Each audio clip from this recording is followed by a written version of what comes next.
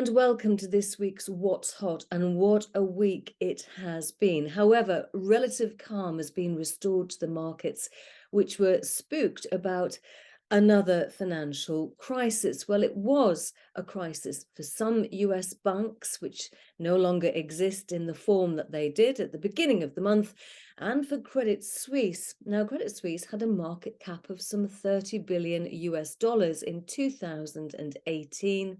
5 years on, it was bought by arch enemy and opportunist UBS for just over 3 billion US dollars. But really, the cost could be far higher for UBS in terms of job losses for existing staff. It really is a case of be careful what you wish for.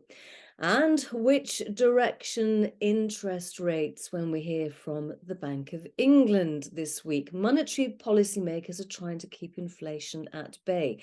They raise interest rates to try and do that, but when they do that, it can be the death knell for some banks that rely on a lower interest rate environment. So what do they do, and what will the Federal Reserve in the US do?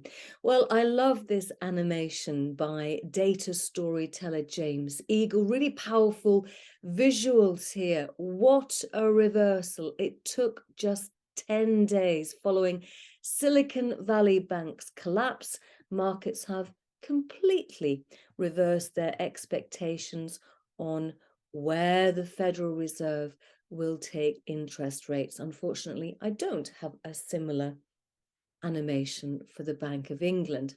Now, do you wish for some sparkles, for some sunshine? Now, I've been thinking about Petra diamonds this week. I was reading an article, again, about laboratory-made diamonds, and wondered about the pros and cons of mined diamonds, which is partly what Petra does. Now, would an investor who wants a portfolio with green credentials consider Petra as part of their portfolio, which has actually worked hard on its ESG credentials?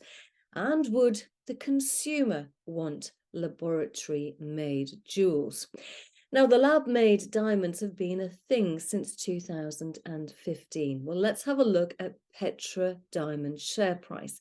This is the 3-month chart, and this is over 5 years.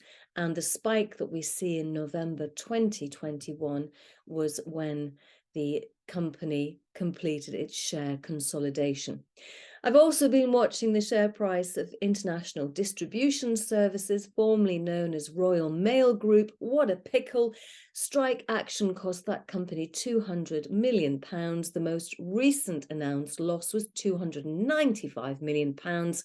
And it's being played war with by a select committee of MPs over failings to meet its universal service obligations. And this week is crunch week, apparently, about pay negotiations with unions and staff. Well, that's it for this week. Hope you're well. I'll see you the same time next week.